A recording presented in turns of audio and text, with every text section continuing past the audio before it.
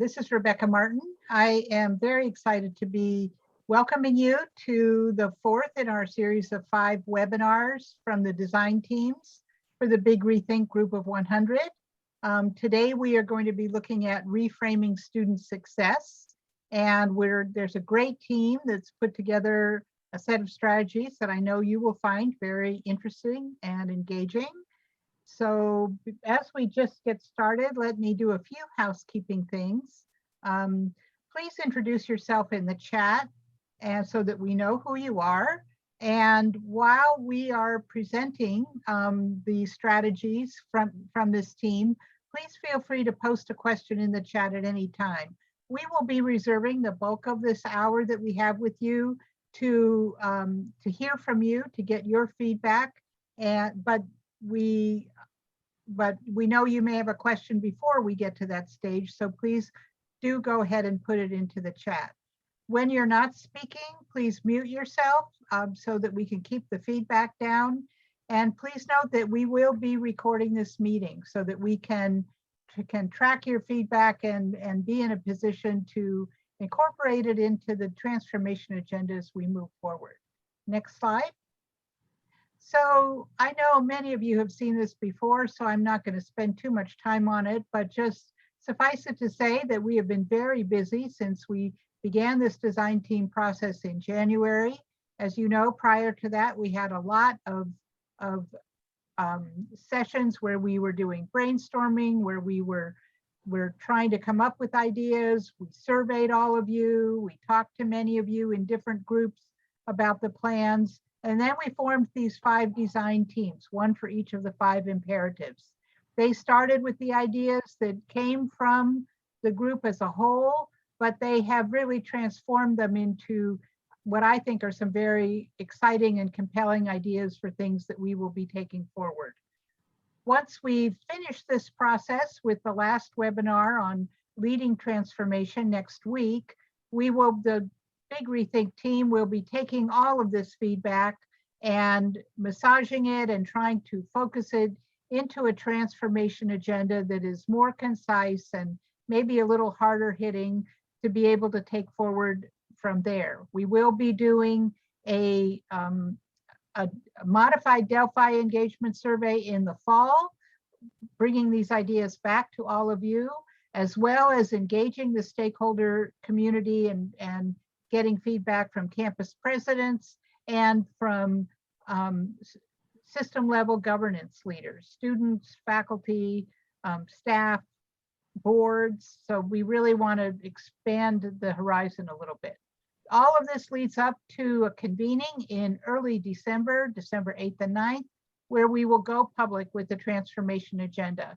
And after that, we have plans to move forward with implementation, and we have interest from quite a number of funders. So we think that we will be in a very strong position to move this agenda forward. So let me see now if Archie Holmes, who is the chair of this design team, is on the line and can take it from here.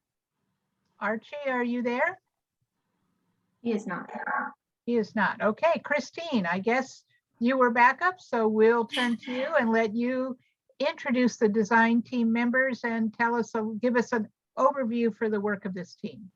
Yeah, sure. Thanks so much, Rebecca. And hello, everybody. I'm Christine Miller. I'm the Director of Student Affairs and Student Engagement at the Montana University System. And really, in my place ought to be Archie Holmes from the University of Texas System, who has just been such a fantastic leader of this design team. But today, you get me instead, because I think he was otherwise occupied. But know that if he's able to join us at the end, he will have a lot to add, because he was just so great in coordinating and leading our team and kind of getting us to this phase of our work with student success.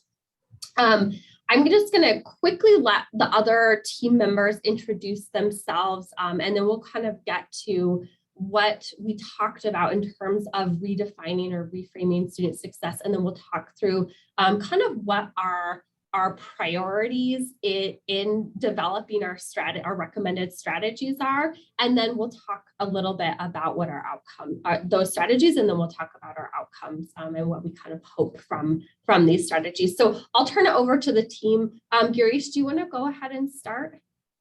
Sure, thanks, Christine. My name is Girish Gupchup, and I'm from the Southern Illinois University system. Let's see. Ellen, are you on? I don't know if Ellen's able to be here today, but we had Ellen Herbst from the University System of Maryland. Terry, I think I saw you. Yep, I'm here. Hello, everyone. My name is Terry Hines. I use she, her pronouns, and I'm from Minnesota State Colleges and Universities. Thanks so much, Terry. And Jody, do I see you here today? I don't think I do. We had Jody Kupper from Nebraska State College System, myself, and then obviously we had the great help of Rebecca and Rohit. So thanks for your help and guidance and leading us all through this. So I just want to talk a little bit about kind of where our group and our design team came to with redefining student success. At the beginning of our team meetings, we really kind of thought about is redefining what it is that we want to do. And the thing that we focused around was that when we talk about student success right now, we often mean getting students into the pipeline and helping them graduate, do so on time and with a credential that is of quality and meaning to their lives. And we didn't really feel like we were actually redefining what that meant, right? Like that was still kind of a goalpost for us in student success. And so instead, we sort of made a shift as a group to reframing student success. And part of the reason for that is that, you know, student success has a little bit become this higher ed kind of jargon term where it's not empty, but like everybody's talking about student success. You know, like we say it all the time, we use it in the way that we talk to each other, talk about our initiatives, talk about our policy, about what we do at system offices. And we really wanted to kind of inject that term student success with something that was different and new and helped us sort of rethink what the essential challenges are that we are facing when it comes to student success. So instead of redefining, we're reframing. And, you know, for our design team, that kind of definitional work was actually really important in getting us to some pretty specific and tangible strategies.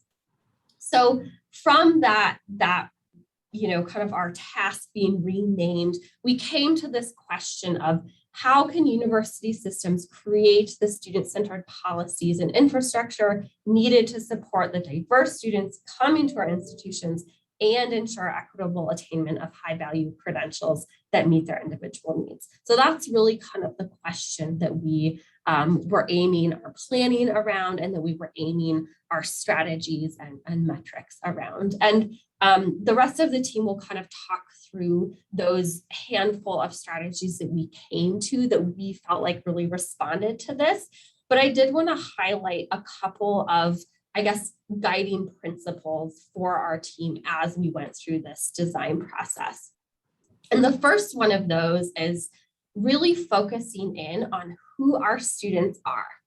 And what constitutes success for them. And that kind of goes back to this question of redefining student success. But we really wanted to have strategies and have an approach that understood who our students are. And so in understanding that, right, we're not just saying our systems and our institutions need to meet students where they are. We really need to know who they are. And to do that, we need good data. We need the right metrics. We need alignment across those things. We need to have some structures in place that don't make that a happenstance thing, right? We really need to know who our students are.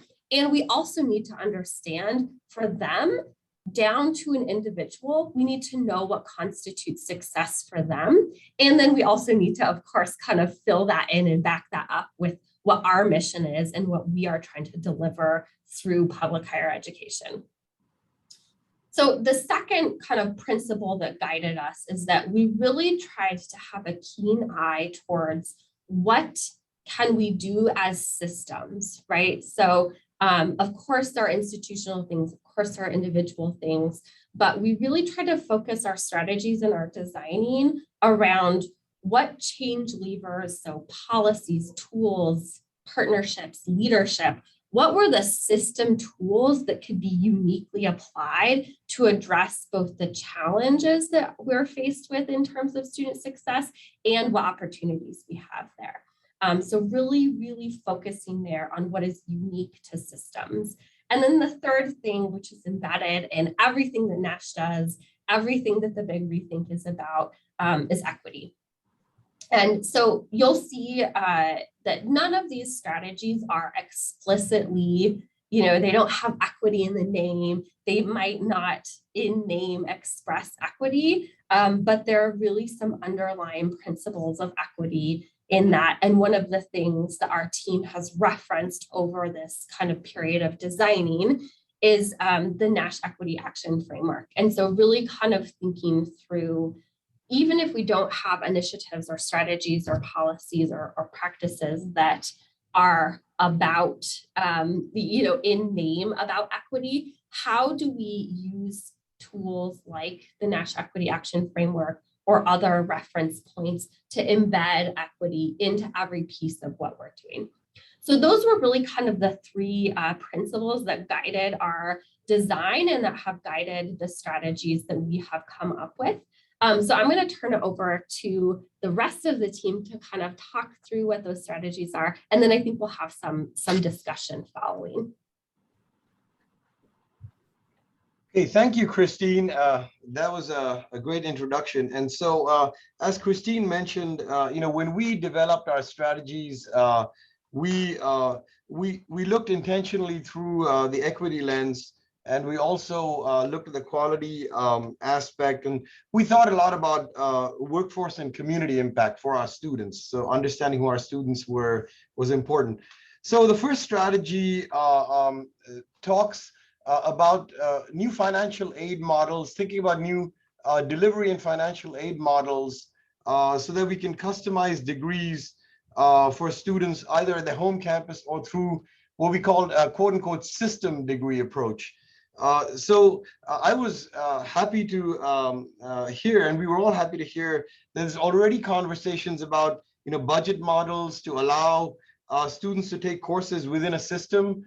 So we would have to think about who our students are and what do they need, and how can they take courses across the system. If courses are not available on the home campus, how can we enrich their experience to allow them to take courses outside their home campus, but still meet their academic and career needs that are aligned with their academic and career goals.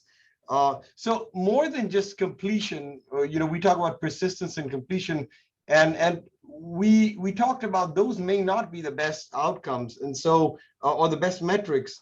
We talked about more than completion. It gives students an opportunity to enrich their experience, and it also allows university systems to develop specific expertise on campuses.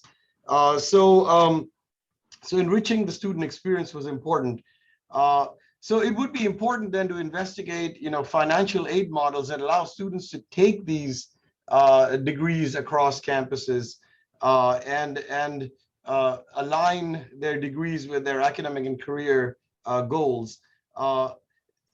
Again, system-wide articulation is something we talked about, which is important, and I've heard that in other webinars, that students can articulate courses from one campus to another, and I've also heard the concept of the system accreditation, which might also really help with this the system degree approach. I wanted to give a couple of examples. One example that was brought up during our discussion was at the Nebraska colleges, the system of Nebraska colleges. There's a master's in organizational behavior where different campuses have different expertise areas, and students can take courses across different campuses without campuses duplicating expertise, but students are able to take courses across the three campuses and get a master's. One thing that we're discussing at our system is the concept of, we have architecture on one campus and construction management on the other. And those disciplines are tied to the hip in the real world. So how could students enrich their experience by taking courses and creating this combined degree and thinking across disciplines? That's really important, understanding disciplines that are very closely related in the real world. So that was strategy one, rethinking how we do a system degree. Our second strategy was about developing strategies for new markets. As you know, the National Student Clearinghouse Research Center has put publications out indicating there's about 36 million students who have some post-secondary education but have not completed a degree and are not enrolled.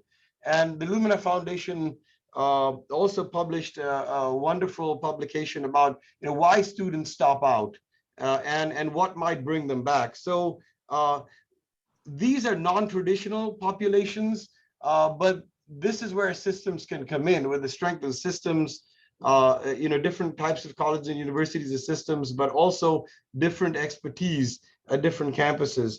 So we have to be very intentional when we think about these new markets, because we have to develop credentials using data analytics. So what are the opportunities that we can address for students to have degrees that are valuable to employers? So we've got to work closely with employers. There's some databases out there like the MZ labor market database, and so university systems could look at those and identify what we could do to address the needs of adult learners and employers. So just a couple of examples in this area. UNC has had a system pilot in this area, and I know University of Massachusetts system had these expedited pathways to allow students to get these degrees. It's interesting that these non-traditional students on average are between 39 and 42 years. So the delivery modes will have to change, and financial aid models will have to change as well. So we'll have to investigate those. In terms of prisons, we included prisons here. I think you all know that with the COVID-19 relief endeavors, the Department of Education has till 2023 to reinstate Pell Grants. Now in 2015, I believe it's 2015, there was a second chance Pell, but that was an experimental group of colleges and universities. But with the reactivation of Pell, that gives us another opportunity to look at the needs of the adult learners and in prisons. So I will hand over. That's what I had for the first two strategies to Terry, I believe. Yes, thank you. So our third strategy is about including micro-credentials in both degree pathways and short-term delivery models.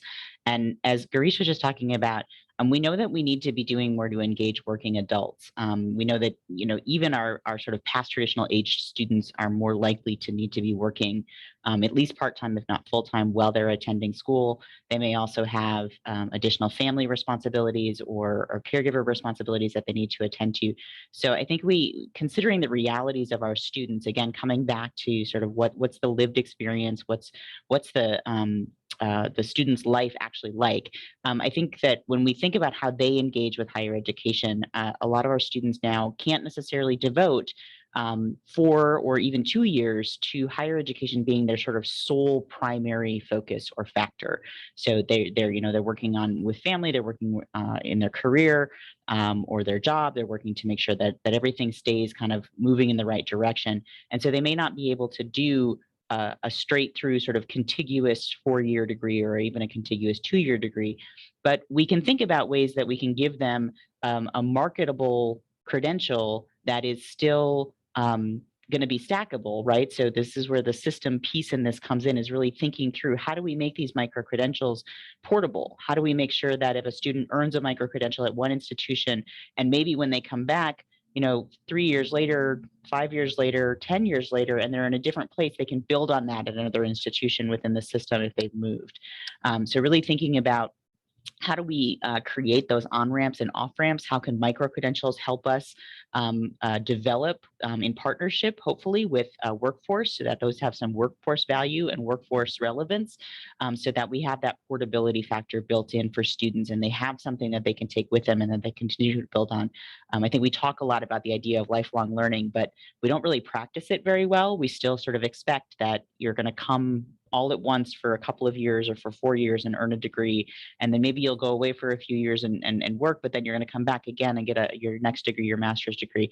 And I'm not sure that our students today experience education, have the opportunity to experience education in that way. So really thinking about, how can we fit the opportunities for learning within their lifetime, their trajectory. And I will just note that there was just a report that came out last week from Strata Education. They have in partnership with Gallup, a representative sample of I'm going to read this because I'm going to get it wrong if I try to do it by memory, 14,000 adults. And this is done in 2020, so pre-pandemic mostly, I believe. And they did some work really specifically looking at non-degree credentials, and they found that the addition of those non-degree credentials really yield positive returns, especially when they're combined with degrees. So I think we're seeing some external support for this idea, and looking for how can we really better fit within the lived realities of our students. So we'll go on to the next slide, and our fourth strategy, which is to advance a system-wide approach to prior learning assessment and competency-based education. And this is another one where I think this is about recognizing that our students come to us as whole people, and they have a lot of experience that they bring with them. And how do we help them? How do we give them credit for that, for what they already know, without making them jump through a bunch of additional hoops about where they learned it or how they learned it? And so developing standards for sort of that prior learning, and I would also argue concurrent learning, so learning that's happening while they're still in school. Some of the work that's happening with the comprehensive learner records is related to this. So like the leadership development that's happening for students who are engaged in student government or student organizations, how can we recognize that as part of their credential package as they come through and to our campuses?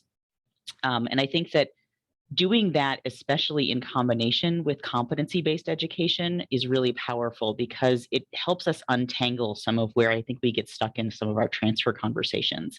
Because in transfer conversations, I've heard stories. I've never been a transfer specialist, but I've heard that sometimes a student will come in and they'll have what they know will count for part of a course, but not the whole course. And so we're not necessarily very good at giving them sort of part of the course credit, and then they still have to make up what the parts of that course that they don't miss. Well, if we were able to combine prior learning assessment and competency-based assessment, it would make it easier for us to help give credit to students for what they know and what they can do. And then combined with kind of mapping out our curriculum, we can know better where the different competencies appear in curriculum, so that we can steer students to the courses that they need that will help them reinforce the skills that they still need to develop, or if they need introduction to those skills, which courses will do that introduction if they don't come in with those. So I think that there's a lot of promise there, and doing that at the system level, again, it's that portability conversation, it's the translatability, but I think it's also, particularly for a lot of today's students, it's really about creating that transparency. Like, what are they going to get when they walk in the door? If they come to any of, I'll use my system as an example, if they come to any Minnesota State campus, are they going to get the same credit? Are they going to be treated the same way? Is their experience going to be valued in the same way? And I think that's really important, because our students don't necessarily think of higher education, particularly in systems, as separate institutions all the time. They may think, oh, I'm at a Minnesota State college or university. 5 miles down the road, probably not 5, 15 miles down the road, there's another Minnesota State college and university. But they're two different institutions, and why does that work that way? Why is it not the same system if they're all the same in the same system? So I think really thinking about solutions from the systems level, opening up that transparency, making it really visible is definitely a good thing. And I was really happy to hear yesterday in the strategies that were recommended by the cost-based group, the conversation around sort of common gen ed programs and the use of the WICHE interstate passport in particular, because that passport, if I'm remembering correctly, at least, is a competency-based gen ed model. And so that would, sort of that's kind of, if you're looking for an easy place to start, you can start with your gen ed model and maybe look at that WICHE interstate passport as a place to start. And I think I'm going back to Christine. All right, thanks, Terry and Girish. So, I mean, I'll read through this outcome statement, but it really kind of speaks to the things that we started out with.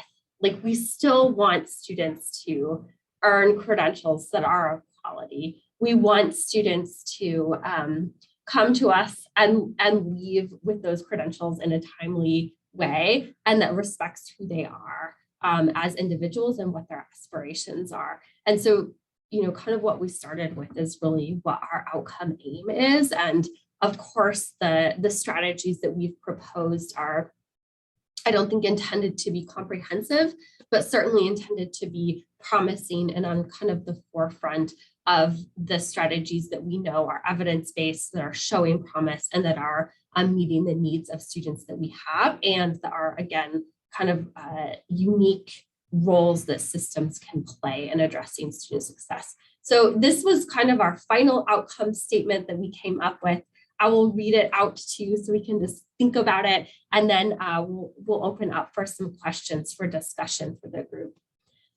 So our outcome of redefining or reframing student success is to increase equitable access to quality educational pathways, supports experiences which respect the complexity of the lives, identities, and backgrounds of all students, and increase the attainment of post-secondary credentials that provide equitable post-graduation outcomes.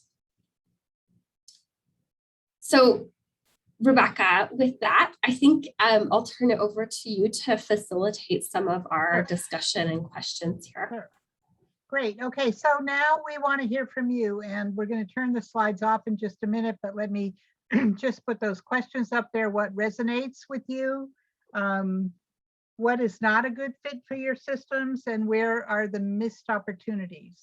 And John Hayek, I think you had a good comment in the chat about the linkage to workforce issues. Would you want to kick this off? Sure. Just, really, we've just been thinking a lot in our system about how to try to more aggressively engage with business industry. We have a unique system. Well, at least in Texas, we have 2-year and 4-year institutions in our system. And so we're, working a lot with industry, workforce and industry, and trying to find ways of just feeling like everyone's winning, and trying to create metrics and try to find resources to really help increase lifelong learning for everyone. And so, the dollars that industry and workforce spend on training every year is enormous.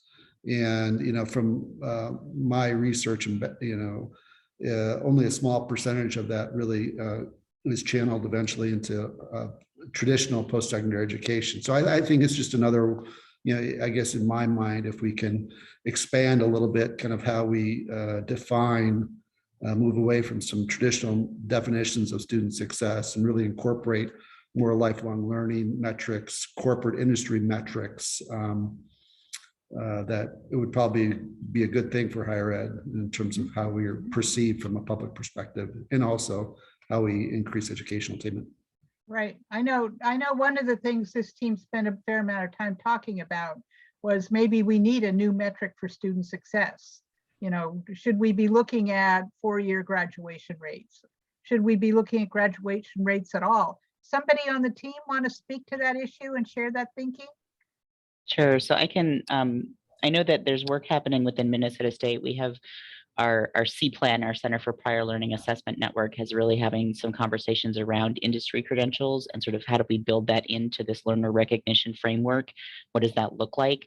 And then I do want to just note one thing directly related to that. In the Strata report that I noted, they actually looked at the difference sort of between the value that was placed on whether it was an industry-sponsored credential or a higher education institution-sponsored credential. And I'll just read out one of their findings was that non-degree credentials issued by community colleges received the highest ratings in terms of quality and value. 78% of those with a non-degree credential from a community college said it was worth the cost, compared with 54% of those with a non-degree credential from an individual business or company. So I think that that's worth thinking about as well, as we figure out how to evaluate and talk about these, both within our own spaces, but also as we talk about with businesses and sort of what they're looking for and what they're valuing in the sort of the non-higher education sponsored training that they're providing for their employees. To shift a little bit to Rebecca's conversation around metrics, my background, one of my backgrounds, I have several at this point, is institutional research. And I spent several years in Washington, D.C. working on a project called the Student Achievement Measure, which was trying to figure out a different way of talking about student achievement that was more student focused as opposed to institutional focus. And that conversation around how do we measure things, I think we get stuck in it because the federal graduation rate, as flawed and as imperfect, and for many of our institutions at Minnesota State too, we're 2-year, 4-year. We have 32-year campuses and 7 4-year campuses. It just doesn't work. It's not a good metric. It doesn't capture enough of our students, but it's still the metric that's used. And I think the reason for that is that it's still one number. It's one number, and everybody thinks they know what it means, even though they don't necessarily. So trying to shift that conversation is really monumental, and it requires us being really intentional in storytelling around it. But I would love to think about, I'd love to get a group together really of system leaders and looking at accountability. What are you looking at within the state accountability systems, within the performance metrics fundings? What's actually resonating for campuses that they feel is showing the work that they're putting in for students? Because I don't have answers, unfortunately. I wish I did. Yeah. Could I Jeff, make some I know you're suggestions? talking about this a lot in California. Could you share your perspective? No, okay, Rebecca Karoff, let's go to you. Sure. I mean, I was just saying something that I think a lot of us know, that, some of the problems with 4-year grad rates is they're just only counting first time in college students. And for so many of the students at our institutions, they're just not in that metric to begin with. They are not first time in college. They're transfers, they are returning adults, they are, and they're just not even going through the sort of traditional curriculum that we designed however many decades, centuries ago. They're really doing education very differently. So I do think we really need different metrics. We look at other metrics in the UT system. I know many of us do, but I think it's just impossible, not impossible, but it's so hard, to speak to Terry's point, to get sort of at a more federal level or across states really broad acceptance and utilization of these alternative metrics that we know speak much better to everything that this group was talking about today, all the strategies. Thank you. Okay, so what else? Any other of these strategies really resonate with you, given your perspective from your system? Could I speak to the metrics question for a moment? Sure. So I think it'd be a wonderful contribution for this ReThink project to advocate for some of these alternative metrics. This is a great group for that kind of bold statement. And so here's some that I've been thinking about.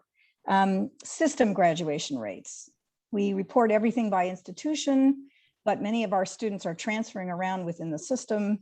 And a system graduation rate, we've started reporting it, even though we know IPEDS doesn't care about it, but we do.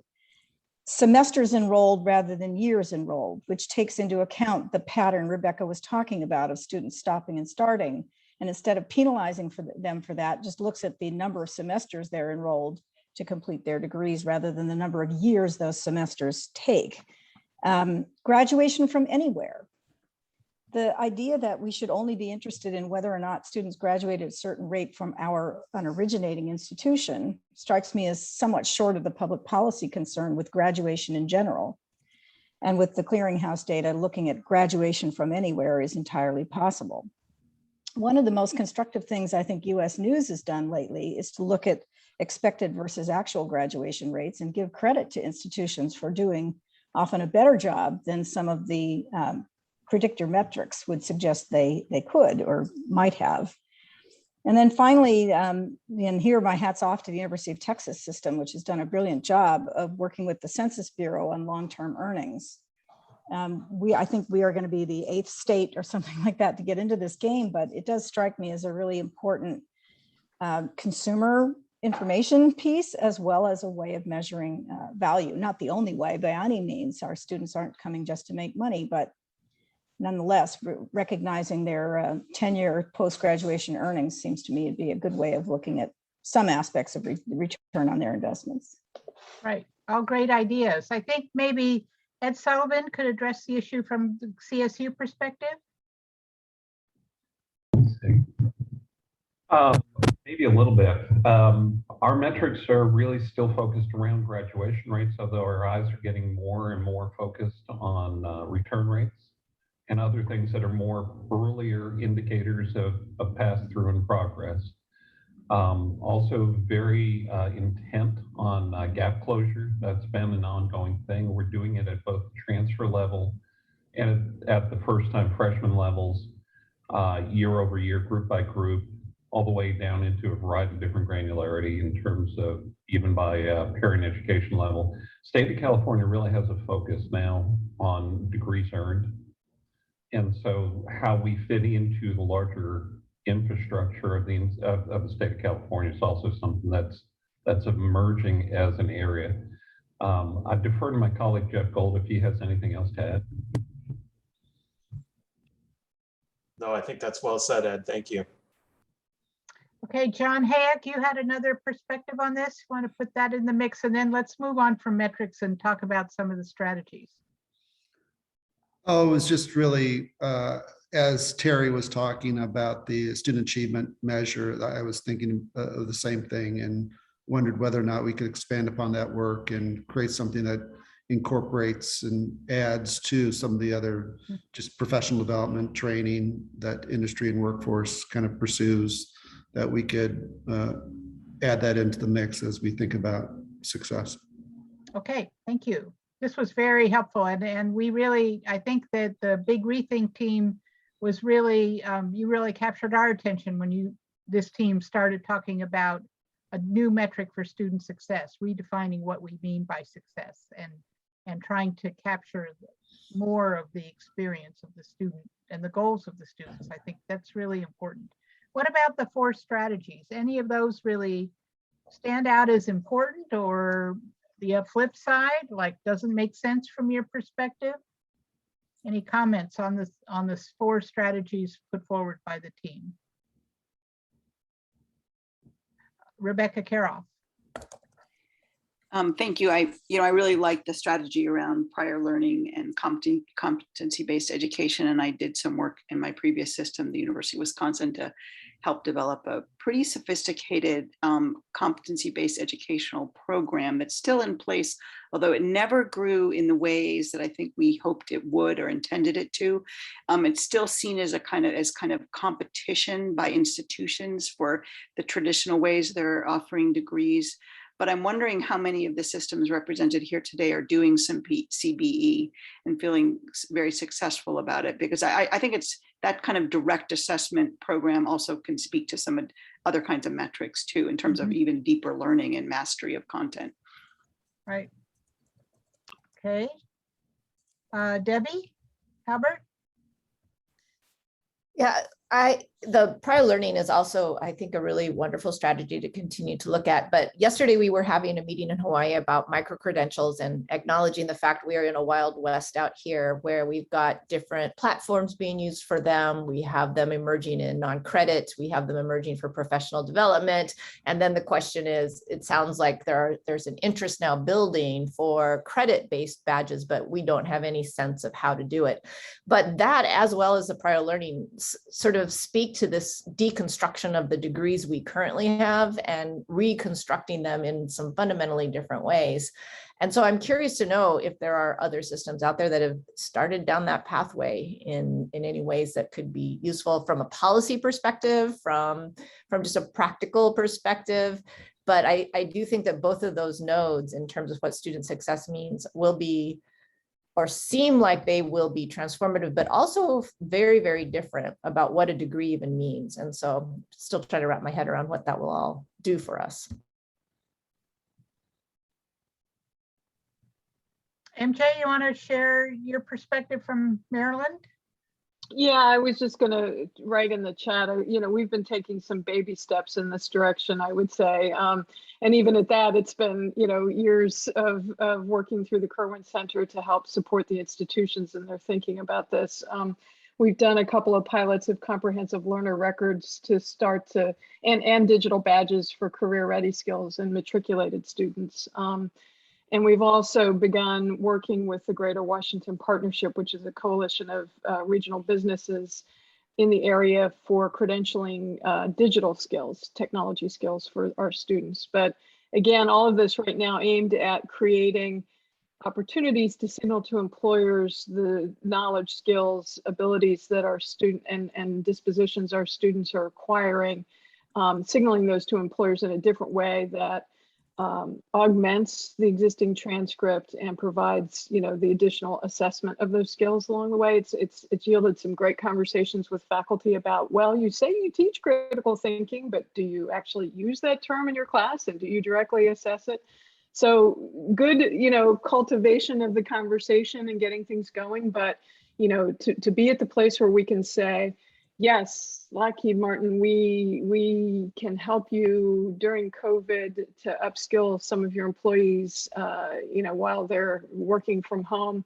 We're not quite there yet. There's just an awful lot of groundwork to be done, largely around the infrastructure that is our curriculum and helping all of our faculty understand the value of creating more modularized curriculum that is competency based and that can allow us to create that stackable environment, if you will. That's going to be a heavy lift. Yeah. I think that too, that the modularization, so John entered in the chat sort of the faculty role in reframing student success, and just to pick up on what MJ was just saying, I mean, I think that for a long time, we've told faculty that the best way to design curriculum is to really integrate it, right? Is to make sure that you're introducing concepts in one course, and then you're reinforcing them, and then you're assessing them. And so so that integration of the curriculum, throughout, creating really comprehensive programs is something that's been held up as a best practice. And so now to come back and say, yeah, but kind of undo it a little bit. I think that, to be fair, faculty have a right to be a little frustrated at that. I think that needs to be acknowledged. Yeah, although, we've been arguing that at least through that career ready skills badging process, we're helping the students connect the dots in ways that we don't do it for them.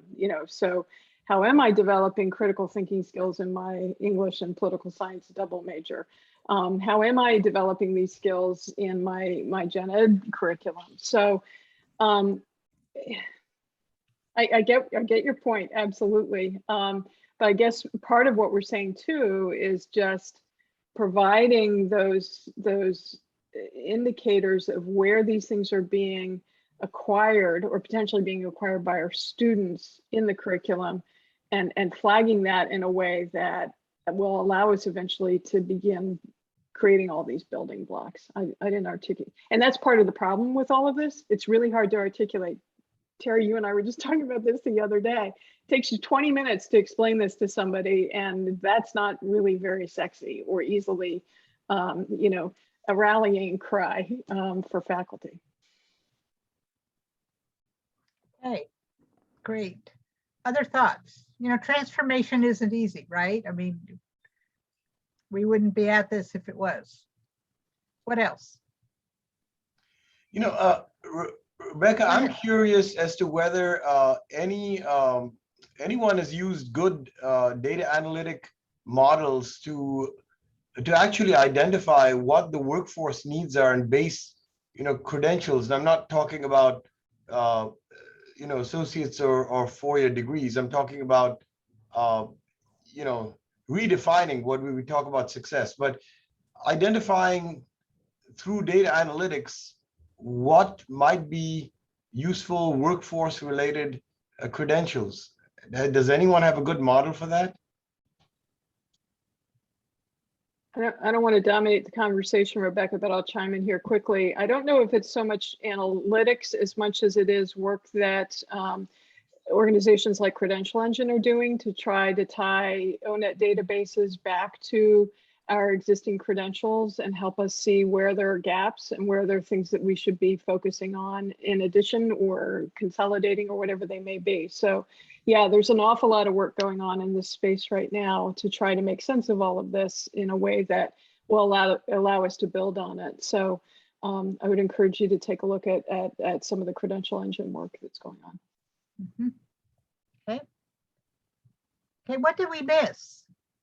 Are there things that you expected to see from this team as strategies for transformation in the area of student success?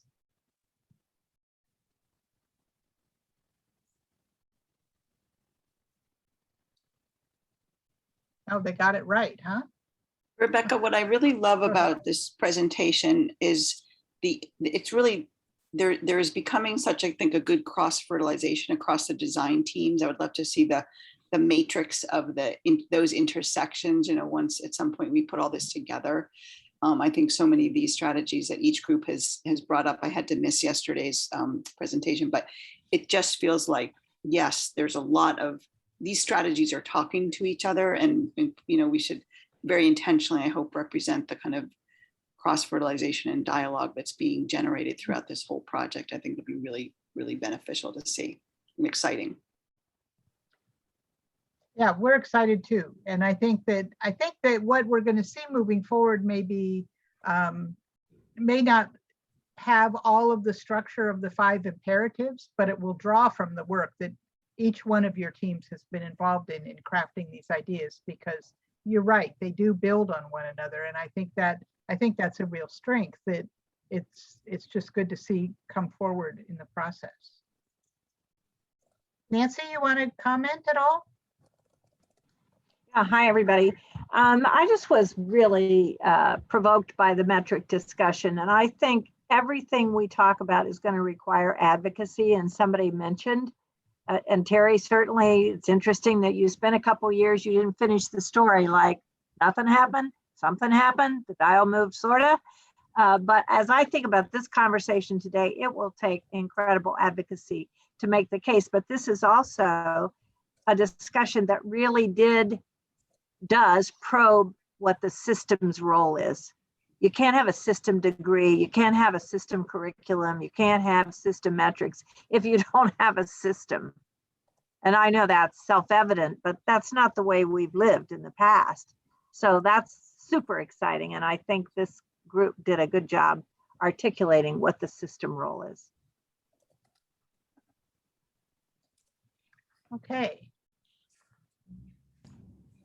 Any other topics here that you want to bring forward today? This is Jo Boffman, and I would just like to say the way that the teams are coming together and some of the strategies and so on. I think we need to, and I'm looking forward to more conversations about those strategies. Right now, in my mind, are more like goals, because the balance I know we are having challenge with, and I'm sure other folks are too in system offices, is in fact celebrating the differences among our campuses, the unique things that they have to offer, the differences in their student populations. At the same time, we're trying to bring together some of these measures or tools or strategies that in fact have some expectation of everybody doing something alike. And I think that's just going to be a balance that we're going to have to work with. And I think it is this group that will be able to help each other through some of that, because I think it's an important balance to maintain. Mhm. Mhm.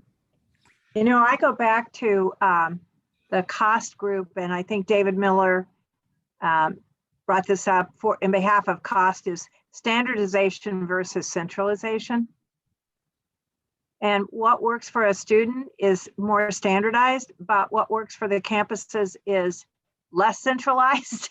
And that's a really important distinction. Those may not be the right words for it, but I think some common sense, whoever said earlier, students don't distinguish campuses as much as we think they do, is that sort of standardized but not centralized. Mhm. Mhm. Okay, so one more topic coming up here in the chat that I see has to do with grades, no grades, admissions criteria. Anybody want to jump on that one?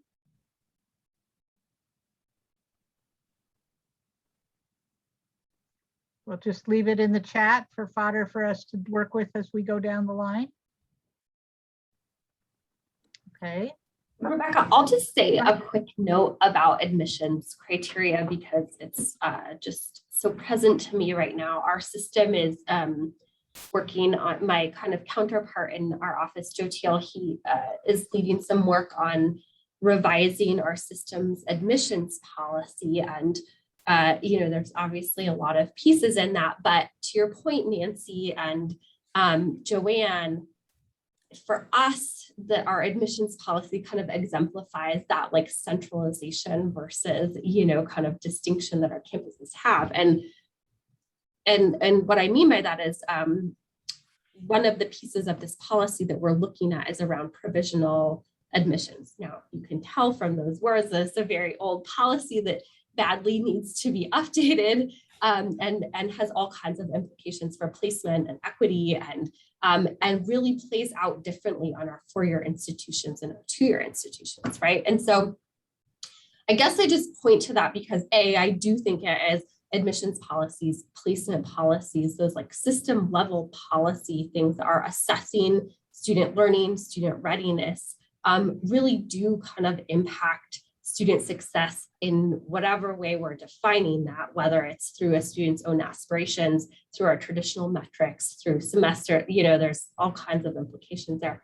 But it is just a good example too of where, you know, we can only do that as a system. And also we have to be attentive to not being too prescriptive in that way, because like we would, you know, be achieving the opposite thing that we would want through that admissions policy, which is to facilitate greater access, right? And so there just is like and I think on all student success things, there's this very fine line that I find in our office that we're walking all the time of kind of convergence and centralizing and being really attentive and appreciative of and kind of like letting go and letting some of the messiness of different campuses and different students and different locations kind of happen, even while we would want to just kind of create a path and just all be on that path. But it doesn't really work out for, you know, our goals towards equity and student success and many other things. Thanks, Christine.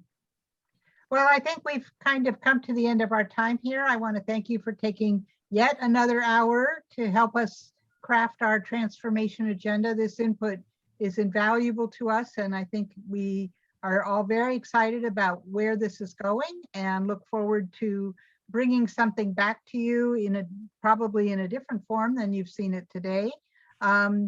But before we go, let me remind you that there is one more webinar in this series. It's next week, and I'll ask Rohit to put that slide back up for you. Next week, we will be hearing from the team led by MJ Bishop on leading transformation. That's August 11th from 3 to 4. We hope you will join us then. And in the meantime, hope you have a good evening, rest of the day. John Hayek's asking about additional information on the superconvening. It is December 8th and 9th. It will be in Washington, D.C. We will be sending out the save the date over the next several weeks. You will be hearing from us. So we look forward to having you be part of it then. And thank you all for your contributions. We appreciate your time. Have a good night.